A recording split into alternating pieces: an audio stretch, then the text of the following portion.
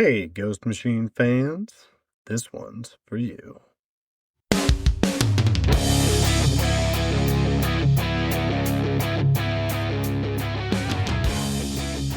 Welcome to the Ghost Machine Fans Podcast, episode 114. We are in the midst of an unbelievable crossover, and at the heart of it is a 13-year-old trillionaire named Tommy Townsend. But things are not all sunshine and rainbows for our affluent adventurer as he seeks out unique and extraordinary individuals across the country in hopes of finding his missing parents. I'm Nick, and as always, I'm joined by my better half, Snoggle. My dear, how do you do in this $1 trillion world? Well, it's 1 trillion degrees outside, and I'm just surviving. You're not kidding. We are in Cincinnati, Ohio, Ghost Machine fans, and the high today was 98. With a real feel temp of 104? With a real feel temp of Arizona. Yeah, or, the surface of the sun. Right? That's what it really felt like. So, yeah, I would much rather be inside reading comic books. And you're not the only one. It has been a scorcher. But another scorcher that we have to bring up is this fiery red hot shout out, which is for Dave Castr _illustration. I'm going to spell that out for you. It's an Instagram handle. It's D as in Dave, C as in Charlie, A as in Alpha, S as in Sam, T as in Tommy, R as in Redcoat, _ the word illustration, singular. So D Castr _ illustration. And that's Dave Castr. He's an artist who sent us not one, but two super cool $1 trillion kid sketch covers. We're going to talk about how one of the covers available to you was a blank sketch cover. Well, Dave went ahead and did two of them, and he submitted them both to Ghost Machine Fan Content Friday, which we do on a bi-weekly basis. His was last week, and super cool. If you want to go check it out, make sure to circle back to our posts. If you're listening to this in the future, this one got posted up on Friday, June 26th of 2026. And it's very apt because we're talking all about the $1 trillion kid today. Yeah, that's awesome. Make sure to check out Dave's content and awesome work on Instagram because Snoggle is back in the newsroom.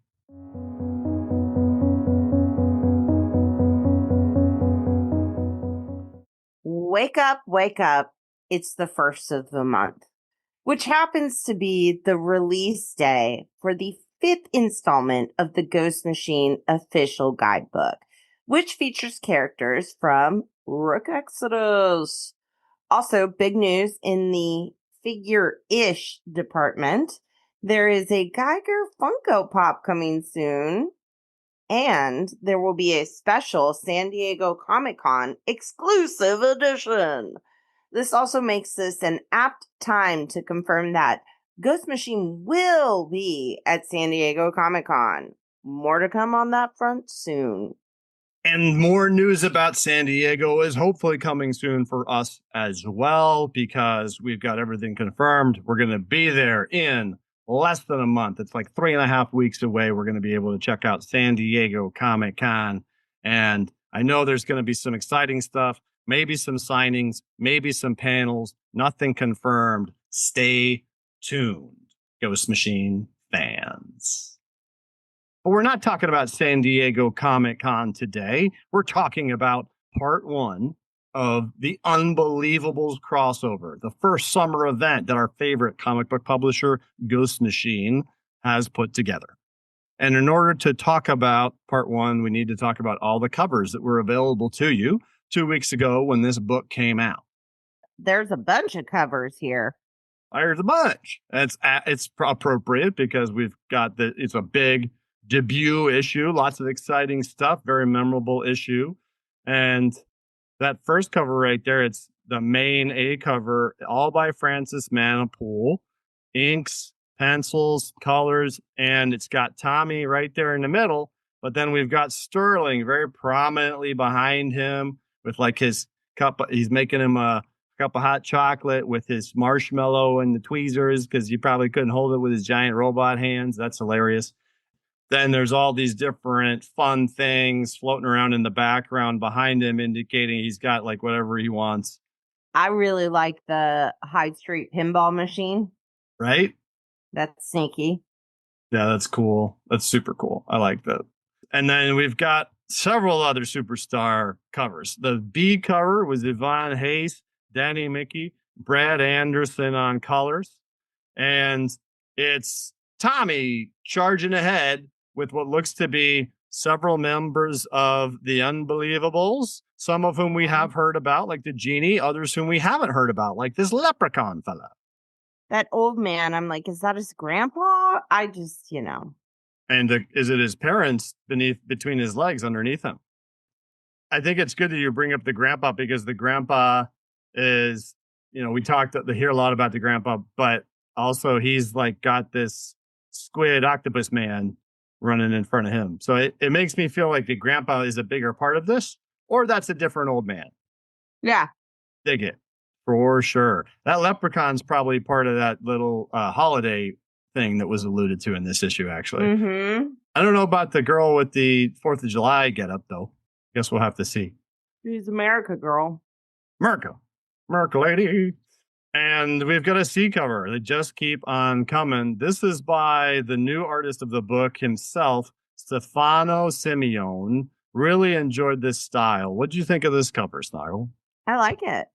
I like it a lot. It made me think of a lot of other comics that will put snapshots of headshots of characters around the centerpiece, like even Geiger 80-page Giant kind of did that in an old school style, but a lot of comics do this when they're introducing new characters or when they want to convey that there's a set of characters that are going to be involved.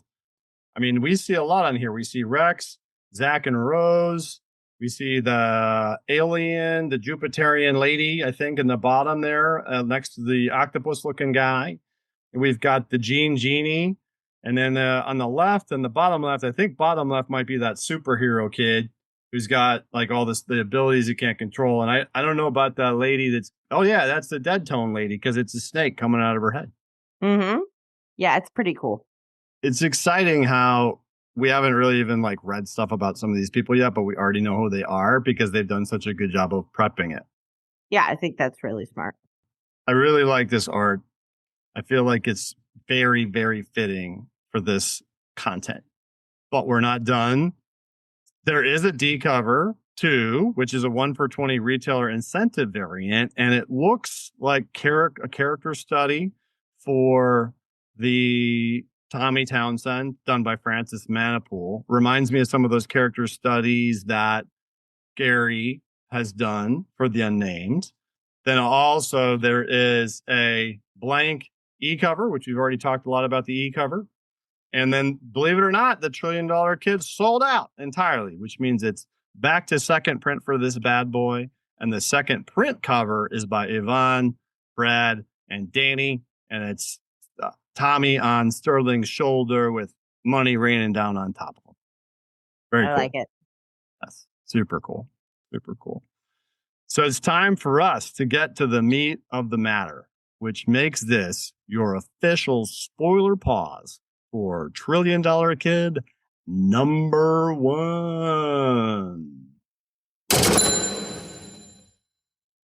All right, we're here. We're back. We're ready to kick off the first summer crossover in Ghost Machine's history. But to do that, Snoggle, can you give us a creator roll call? I absolutely can. Our creators are Jeff Johns, Peter J. Tomasi, and Francis Manipool. Story by Jeff Johns and Peter Tomasi. Our artist is Stefano Simeone. Our editor, Brian Cunningham. King of Letters, Rob Lee. Our designer, Steve Blackwell. Can't get enough of this crew. So this is the first Ghost Machine title that is credited as the story being by Jeff and Peter. It is not the first comic book that has that distinction. Green Lantern fans, of course. But I thought that was pretty neat. So how's this thing kick off, Snoggle? How's the stage set for the $1 Trillion Kid?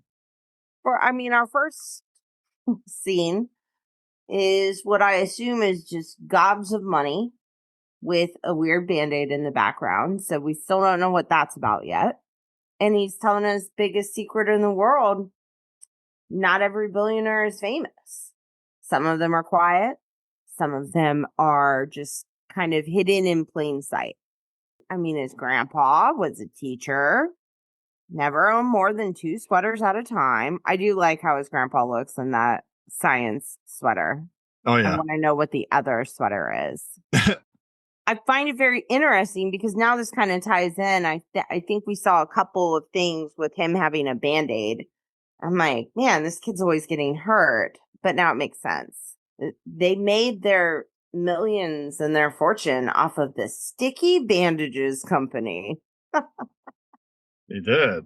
Not just 1 million, but 10 million, and it turned into 100 million, 100 turned into 1 billion. So this Band-Aid company became a $1 billion Band-Aid company.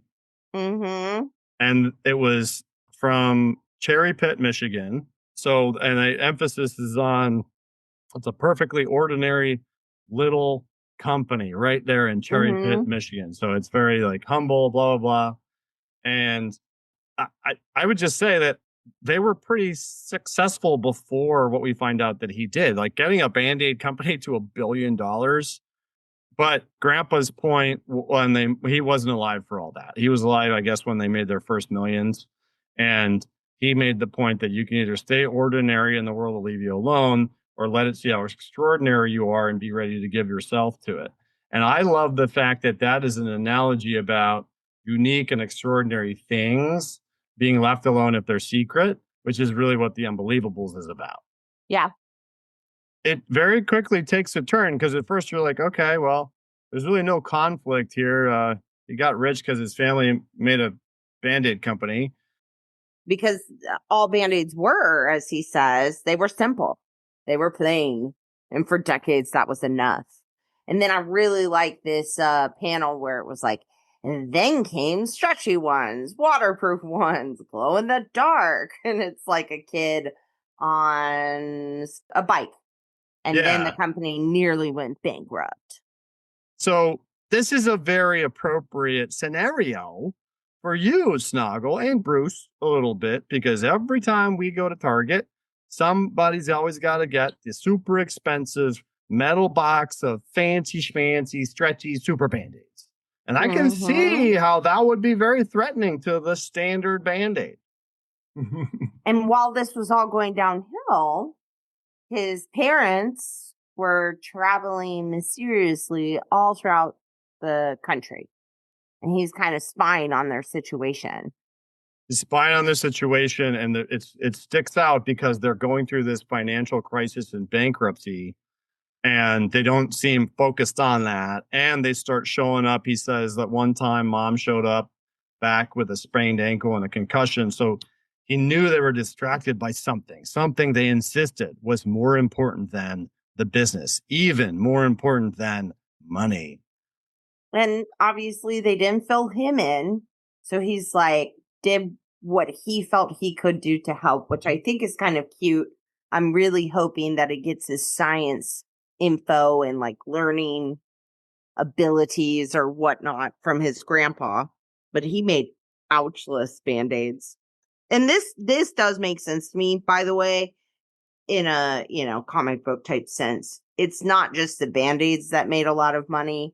Whatever kind of technology he used to make that non-sticky sticky, it was patented and they used it on other things like surgical tape, astronaut gloves. I'm assuming other things. For sure. He became a trillionaire.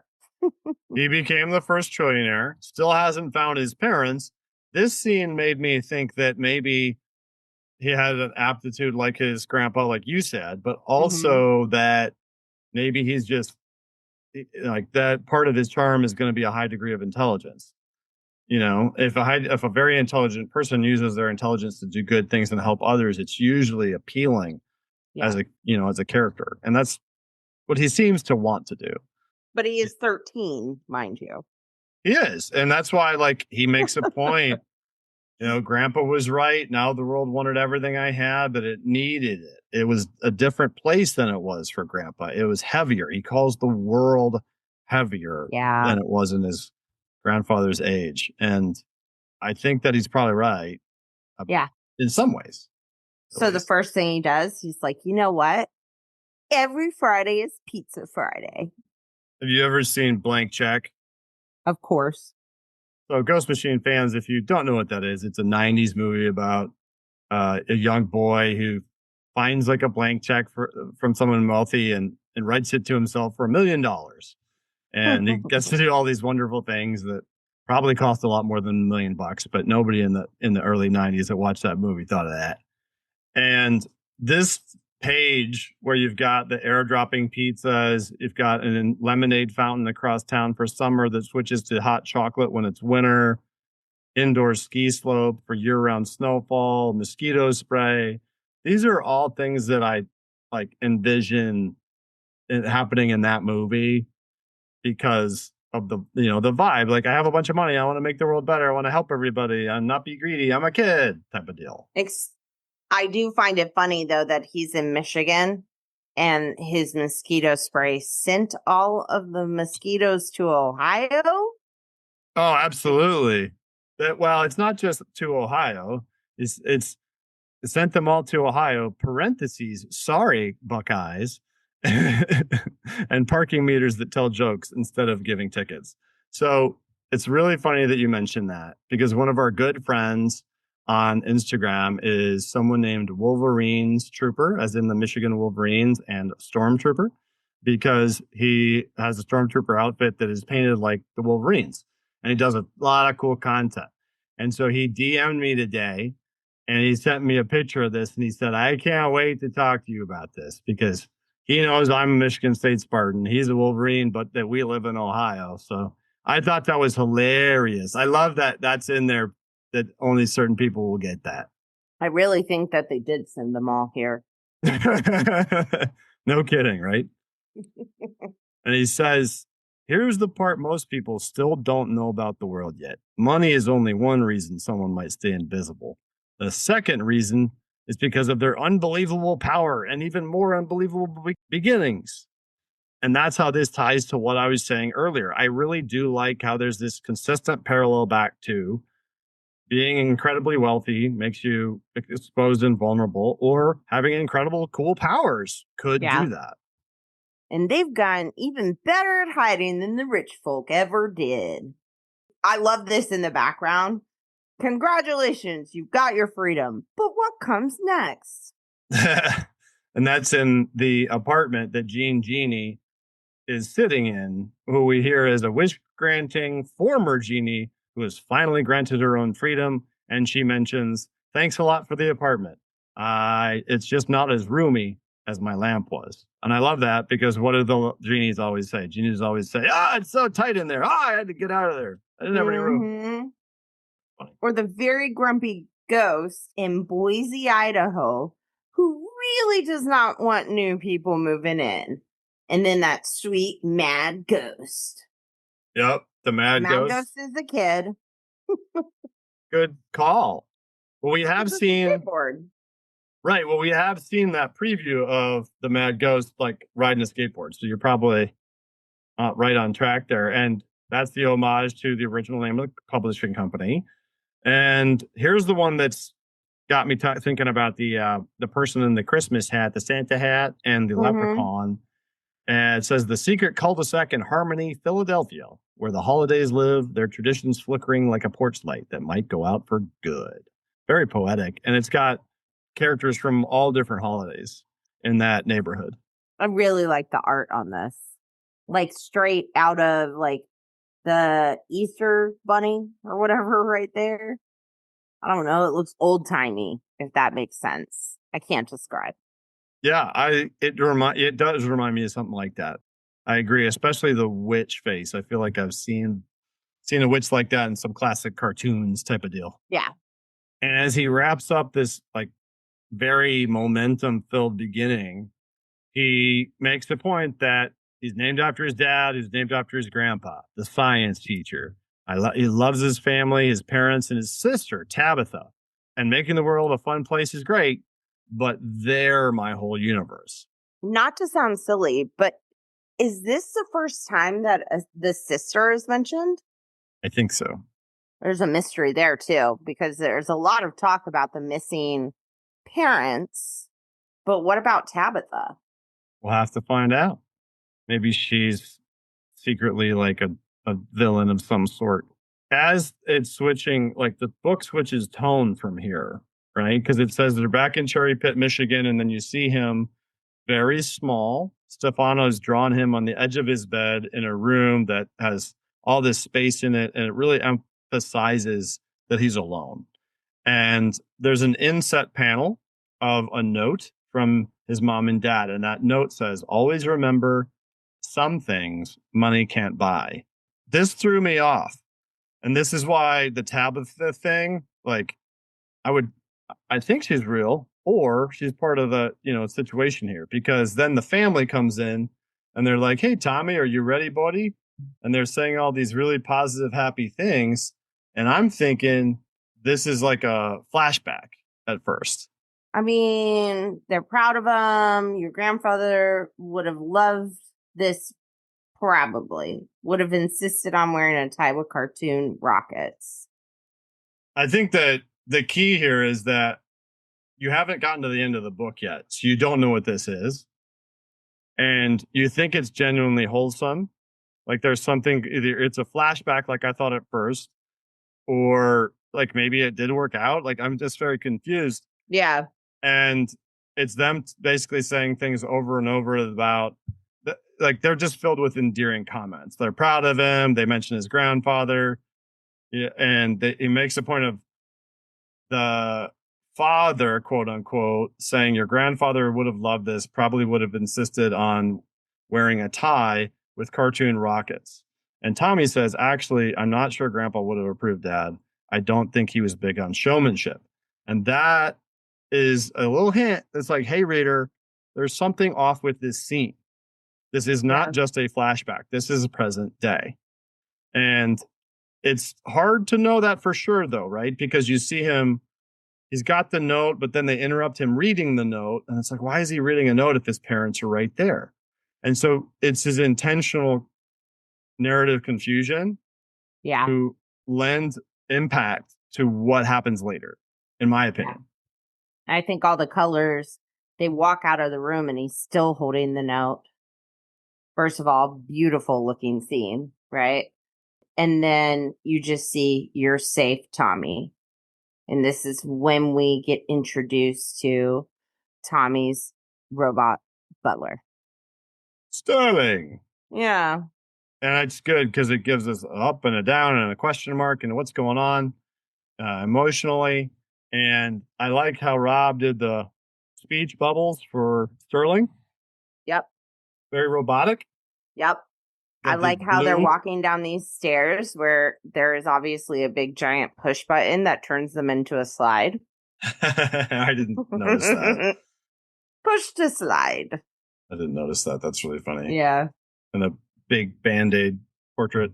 Yeah. And he does say that he's got a message from overnight that is from someone named Ernest V. Vanderbrook the Fourth, which sounds like somebody that hangs out with Richie Rich, obviously. Mm-hmm. And it's this rich guy. Well, looks like a young person. Looks like he's playing the video message from. Looks like Sterling's actually able to like project the video on his face, like as a screen, which is kind of cool. But it's Ernie congratulating him on being the first trillionaire, and then, basically saying he's got a new invention coming too, and it's so advanced his lab's asking for a warning label. Just kind of one of these, okay, he's got this different world that he's a part of the super rich. And there's Yeah. another super intelligent kid out there with the similar agenda or whatever. I do like at the end of it because you kind of read that and it's like, hey, I'm rich too, Right? You might have been, it feels insincere. And then Sterling, emotional analysis suggests sincerity, but I can send him a strongly worded pie chart. That is really funny. Tommy is like, no, that wasn't being nice. I love how the robot is analyzing like the tone of the person to see how genuine their words are. And Yeah. I like how he asks him, would you like me to remain quiet or supportive? And he says, quietly supportive, but thanks, Sterling. And this was interesting to me. Sterling says, of course, Tommy, your safety is my top priority. I'm grateful you made me. Thank you. So, regardless of what's built into that, AI, an actual personality developing in a robot, or neither, we do know that Tommy built him. So, Tommy is savvy. Tommy is smart. And then, like, the next panel is where I really want to know what's up because he says, you don't have to keep thanking me, Sterling. And Sterling says, I know, I just like to. To me, that implies it's not his programming. Yeah, it's artificial intelligence. In this day and age, definitely not unbelievable. Yeah, no kidding. There is already a technology that's evaluating how sincere someone's tone is, for sure. That wraps up that solemn scene, was what I would call it. But it's still not super clear. Like, why did he have parents? Like, why are there parents that are there if they're missing? He moves on to a news story because he says he's going to be fashionably philanthropic to where he's got to be, and where he's got to be, it looks like, is the debut of the new Cherry Pit, Michigan roller coaster that gets the kids to school. And people all around the town, apparently. The fully electric, fully automated triple loop roller coaster designed to bring students safely to school every day. And I love that this is on the news, and our favorite from the future family is watching it. That's interesting, though, right? Because you see Richie at the dinner table with a few of the other Rockefellers, and my immediate thought was like, he's a genius too. I wonder what he's thinking about this. He says, I can do that. He says, I can't ever do anything now, meaning the present, not the future. Now sucks. This era sucks. And no Roland in that picture, though. That's rough. Love seeing other characters from another series, even in brief, though. It made me feel like the worlds we love are becoming more enriched. It's awesome. And like you said, he says there are coaster stations all over Cherry Pit, so everyone can jump on, and every car connects to the main track, joining up into the longest roller coaster in the world. And they do like allude to his family being off on the side and how they don't like the spotlight as much, which is, that's interesting based on what we've heard and seen. So up until this point, it's like, who are these people? Why is that his family? Did it all work out? Is this in the past? Like, what's going on? Have they not disappeared yet? But yeah, yeah, it is. I do like how they added, okay, I built this roller coaster, but the bus drivers who would have taken people to school, I gave them better jobs. And now they work for my company on a secret project. So that secret project will come up later for certain. Bum, bum, bum. Yeah. Pretty cool. Really love the single full page spread that Stefano has of him riding down this roller coaster. That's a really memorable page. Mm-hmm. Really cool. I'd like to learn more about Stefano's background. Yeah. You feel the motion in the follow-up, the 3 panels. You could just feel that train moving. I like how he drew that. Oh, for sure. And the next page is a great no dialogue visual story tale. Everybody's on the roller coaster and he's happy. Tommy's excited. Then he glances to the side, gets a different look on his face, and notices someone has not chosen to ride the coaster, which makes him frown. Then he's in the principal's office. Which, what a great principal looking character. Yeah, I do like how he's kind of smooshed and his hair is very wavy. Yeah. Permission to enter with excellent intentions. This kid's funny. Yeah, and he's brought a bribe of special muffins that the principal loves. So there's obviously a certain rapport that these two have. It kind of reminded me of a more charismatic young Sheldon. Yeah. When he's obviously in trouble a lot for various things, if he knows what kind of muffins he likes. And I find it hysterical. The principal said this thing needs to be dismantled. And Tommy says, oh, no, thank you. Let's talk about your mortgage. He's like, are you bribing me? Takes the bribe instantly. And uses statistics to do it, right? Like he says, the teachers report more morning enthusiasm and less excuses about not doing homework. And that's all well and good. But this whole scene, it speaks to the fact that Tommy is used to getting what he wants by giving people things. Yep. And that, like, he's very rapport driven, charisma driven. That's why he had, a gift with him that he knew the guy would like. He's backing up the bribe with actual quantifiable data that makes it kind of like a logical decision anyway. But I think it's super fun because I know this is a fun book, but it's foreboding to me a bit. Like even though he has all this power and intelligence, maybe he doesn't have all the forethought he might need. Well, yeah. I mean, he's 13 years old. Right. How do I make people happy? By buying them things, by making everything fun. Right. But who's cleaning up the pizza every Friday? Yeah. Little things like that. Kids don't think about it. I mean, you see it continue in that direction when he's talking to the kid who did not get on the roller coaster. He just didn't feel like it. Yeah. And it's not like he's being a jerk. And this is my favorite character in this comic book. But it's not like he's being a jerk. He's got a backpack that's significant as well. The backpack looks like it's reminiscent of something else, like one of the other characters we've seen or one of the Unbelievables. But he asked the kid, like, why he didn't or why he was late. And he says he's late because the buses stopped running. And then Tommy goes on this whole pitch about all the different reasons that you should ride a roller coaster. And the kid very matter of factly says, I wasn't worried about getting sick because that's what he's thinking. The only logical reason you wouldn't ride a roller coaster to school is you don't like. Yeah. So we stabilized it. He's like, I wasn't worried about getting sick. I just didn't feel like it. And they go kind of back and forth. And he says, you don't have to keep buying stuff for everyone. And he says, I like making things better. And the other character says, yeah, but that doesn't make people your friends. He says, I'm not trying to buy friends, but come on, he kind of is, huh? I mean, at the beginning, his parents said money can't buy everything, Some things money can't buy. It's heartbreaking because if you'd only seen this scene and the roller coaster part, you might think that Tommy's a jerk or that is very self-centered. And if you've seen the others, you can see this is more like someone like Tommy is more like someone who's been through a lot and he's trying to compensate for that.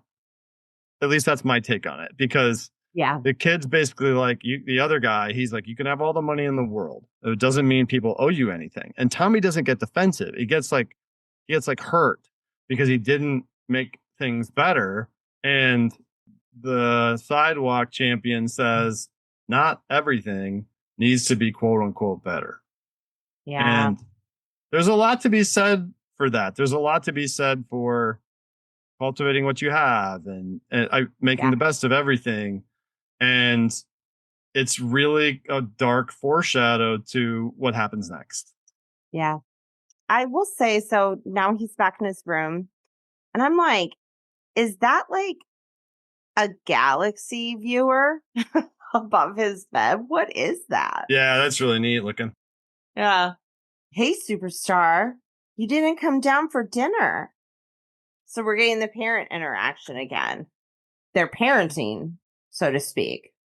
And they're very cookie cutter, we're going to support everything. We're going to tell you you're great. And then when you're having a problem, we're going to ask you very sincerely, how did that make you feel? Yeah. And he says, like, I built the biggest, best thing I could think of, and it still didn't make everyone happy. Oh, and that's a hard feeling, but insert beeps there, by the way. Now, this is painful stuff. Yeah. Because hey, buddy, we're really glad you told us, but it's 8:00. After an alarm goes off, because the dad, quote unquote, says what you just said. And then the mom says, we can absolutely stay and talk more. We're at the end of our 12-hour shift, Mr. Townsend. And so they're paid actors. Yeah. They're not just paid to be in the public eye. They're paid to treat him like a child and treat him like they're his parents. Yeah. And they're willing to, work more and get paid for overtime. This whole scene didn't bother me or make me dislike him. It made me feel like when Sidewalk Champion says not everything needs to be better, that you can really apply that to this, because he's doing everything he can at the time to make things better by buying everything that could possibly make his life feel more fun and happy, even though he's ridiculously sad because his family's gone. And far be it for me to say that I have any idea what it feels like to lose one's parents. But I would think that emotionally, fabricating new ones to play this role would make things worse. Mm-hmm. Who knows? Who knows what would happen to him? Man, there's a lot of questions there, because it's like, well, does that mean there are some people that do know his parents are gone, they're missing, or does nobody know that? And he's still hired all these people? Like, what's the context there? I would think there's when that dad said that they'll be hiring and auditioning people, it made me feel like they were part of a bigger organization, or maybe they're just like his PR firm, something like that. Then he walks through the many rooms of fun in his house that are giving him no joy. Yeah, I love that. It's all these amazing rooms. Pool room, arcade room, even his own Willy and Wonka chocolate factory. Yeah. And he's descending to a vault. Mr. Vault. Yeah. Is what it's called. And the password is, the curious creatures of Dr. Moreau have left the island. Bum, bum, bum. Yeah, that's a long password, first and foremost. And as he opens it, it looks like it's automatic, that it usually tells what your net worth is, because it tells him it's above over $1 trillion. And I like these wobbly whirs, clicks, and clanks. Mm-hmm. Indicating the giant door is opening up. But what is inside of that vault? It's not stacks of gold bars. It's a hologrammed room of or in the vault. Could it actually be his old house? Maybe. I think it's entirely Townsend possible. house. He's got enough money. For sure. I was thinking it's a real physical location, because he kind of looks like he's touching the photo of his grandfather. Yeah. Yeah. And this is like his base of operations, right? Yes. And why do we know that? Well, it's got the map. Got the map. The map of all the things. Of all the things, right? But the cool thing about the map is that if you've been paying attention, you can pick up on a bit more, because it says angel sightings in New York. We know who that is. It says our time travelers among us in Washington. We know who that is. And then some of these other ones, the Genie Integration Network. That's the Dead Tones One Night Only. Strange Shooting Star Falls. That's near the Jupiterians. Idaho Potato something. Realtor Sue's Tabloid. Says check the attic, has to do with the Mad Ghost. And then on the southwest corner, E. Choi, MD, it's a doctor's note. It says all 5 senses overwhelming 15-year-old patient And so that, I believe, is the person with the mask and the stuff in the bottom left of that cover that Stefano did, like that super character. I think the concept is something like, if Superman really existed, all of his senses would be going crazy, like they do. But that's a really awesome 2-page spread. And you had said something about his sister, right? In the photos coming up. Yeah. Well, one, like his parents don't look, obviously his parents don't match the fake parents, but that sister looks very different Yeah, I agree. than the fake sister. Yeah, and they do subtle things. They gave him the sister and the dad glasses, whereas they didn't have that before. The mom looks a bit different. So I like that, and I appreciate that attention to detail, because it means that the creators of this comic understand that we're paying that much attention and we care. Yeah, it's pretty cool. And then Sterling comes to collect him because it's a school night and he's past curfew. Sterling, I thought you were charging. Sterling is probably right now, what I can tell, the one true person in his life who cares about him. That's some good irony in that sentence, since he's a robot. Artificial intelligence. But he's explaining to this responsible robot who wants him to go to bed that something's going on. And that's why he's down there at this late hour. He knows that somebody out there in the country, some of the unbelievable people, one of them knows what happened to his parents. And he also knows that something bad is coming, and it's connected to all of this. And I think my parents found it first. Dun, dun, dun. How do you intend for this mission of seeking out the unbelievables to go unnoticed? Asks Sterling. And he thinks about it. And he's like, adventure. Road trip. And it's a reasonable premise, right? Because he's like gone to this small town in Michigan, done all these cool things, and now he's making a press, announcement or whatever that says he's hitting the road with his bodyguard and assistant Sterling to visit towns across the country that could use a little help, a little hope, and a lot of fun. Yeah. That's a cool concept. I dig that. Yeah, same. And it is appropriate that his first stop is Warwick, New York, because part 2 of The Unbelievables takes place in Hornsby and Halo 14, which is also available out there on the stands. It came out last week. And Peter Snaberg, the penciler and inker on that book himself, reminded us of that. So you've got to snag that book if you haven't already. What'd you think of the 2 bios for unbelievable characters? We've got the $1 Trillion Kid bio and the Mad Ghost bio. And this bio is great. It is super great. It clarifies several things, that his proud parents are paid actors, that, it rehashes the Ouchless piece. I like how it specifies that Tommy believes his parents were aiding one of the extraordinary, ordinary people they had been secretly researching, individuals called the Unbelievables, in preparation for some unknown, impending threat to all families.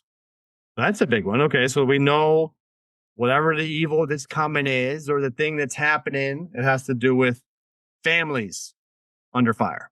Yeah. And I liked how what do you think of in his abilities, how it says that one of his creations is the Trillionaire Traveler, a transforming hyper-advanced mobile headquarters that serves as part workshop, part command center, and part amusement ride. I think it is definitely something a kid would create. Make it fun. Totally. And in this case, I read that and I'm like, man, I want to see that thing. So I'm sure we'll see it next time, because he's going to hit the road. He does even say, though, in here that he's auditioning a new batch of grumpy middle-aged men for the role of Uncle Roger, all because his real family mysteriously vanished. So that kind of implies that Uncle Roger was real, but I guess we'll see. I really liked the Mad Ghost one. It reveals a lot. Yeah. Age unknown. Height various. Weight non-applicable. Eyes unseen. Hair non-applicable. Yeah. The Mad Ghost looks gnarly on that skateboard. Big emphasis on Boise, Idaho. I think there's a lot of pride out in Boise because all over the internet, whenever this comes up, there is somebody in Boise, Idaho that comments, wait a minute, wasn't one of these supposed to be in Boise? Isn't one of these characters from Boise? Like it happens all the time. And they do mention Boise several times. But it's about how there's this house that's haunted. Various people have lived in it. One of them passed away. And then they say who or what Mad Ghost truly is, how it died, and why it remains bound to the house are questions no one in Boise can answer. But one truth grows more certain by the day. The Callahans, the current living residents, are not alone in their new home, and the presence shadowing them has unfinished business of its own. What it's after is unclear. What is certain is that the past has not released this house, and Mad Ghost has no intention of leaving. Bum, bum, bum. Spooky. So that's one of those where I like can envision a cool couple of issues of Tommy interacting with them, or however that works out. But the visual there by Yvonne on the skateboard, woo, buddy, Yvonne, Danny, and Brad, very, very cool, really cool. Love that. Excited to see more of that character and more of Tommy and the Unbelievables in general, which is why if you want to keep reading this, you got to get Hornsby and Hello, the Rockefellers, and then come back for $1 Trillion Kid number 2. And to wrap up this episode of the Ghost Machine Fans podcast, we have a fantastic mail. Would you like to read it, Snoggle? Yeah. The fantastic mails from friend of the show, Lizzie. And I say Lizzie because it's spelled Lizzay. If you were $1 Trillion Kid, what would you spend the money on? That's a great question. I like this a lot because we get a lot of like very specific comic booky questions, and this is more fun. And this question was actually sent in 2 weeks ago when this book came out, when we did the Red Coat episode. Then we were fortunate enough to do the Peter episode, which is why we're doing this one today. So I saved this one for this episode. What's your answer? What would you do? I would pay off the house we live in now, and then probably buy a moderately sized home. I'm not even saying something big, right? Pay off all the houses of my family members and my friends and do a ridiculous amount of do good. $1 trillion is such an unimaginable amount of money that you realistically could change so many people's lives while also living like a very healthy, we could still have a nice house and be able to travel the world and just make sure people could eat. But yeah, a roller coaster. I think this is one of those questions that without experiencing it, which is silly because there's like only one person who's a quote unquote experienced. Not anymore. And yeah, I guess not anymore, right? That's what I heard. Just took 2 episodes and not worth $1 trillion. Yeah. But he's just a sad, like 950 billionaire. If I was in this situation, Lizzie, I would probably get all the comic books that I wanted, but that would obviously be like a fraction of a fraction of a fraction of this. It would be hard for me, and I feel like this is what anybody would say, so I don't mean it as a cop-out, but it would be hard for me to just continue on, like buy a bunch of fancy stuff, like get a bunch of houses and just live, because of how impactful that amount of money could be to other people. And I know that in this case, what Tommy is choosing to do with it makes complete sense, especially because he's 13 and we know his intentions are genuine and in large part are helping him cope with his inability to find his family. So I don't blame him for any of that. In a sense, he's doing what I'm saying. But I think that the thing is, there's so much in our world that money dictates that we don't see by being, not a part of that billion plus world or whatever, that I would want to surround myself with people more intelligent than me to help me arrive at a place where I really could safely make the world a better place. But it's just that I think I would do what Tommy's trying to do. I would just, if I became a trillionaire at this stage of my life, I would be like, okay, I need to get me and my family safe and isolated so the world will leave us alone. I need to surround myself with people who can help me make good decisions with what I've stumbled upon. I think hunger would be my number one that I would try to address first, because I feel if we address hunger and we address a lot of other things automatically. So thank you, Lizzie, for your fun question that we turned into a thoughtful question. And I think that's really apt for this issue we talked about today, because Tommy's fun in a really thoughtful way with great intentions. And we're seeing that there's a lot of emotional reasons behind that. And I am on team Tommy. I want him to find his family, and I want him to find unbelievable beings that help motivate him to continue to be a good person. And maybe he'll just get some guidance as to a roller coaster is the best way to do that or not. And if you'd like to check out all of our other content, you can do so by visiting www.ghostmachinefans.com, where you'll find our social media platforms, our wiki. And if you'd like to join the conversation on Discord, the invite is in our profile on the Ghost Machine Fans Instagram, or in the announcements on the Ghost Machine Comics Reddit. And thanks so much for joining us tonight on the Ghost Machine Fans Podcast. $1 Trillion Podcast.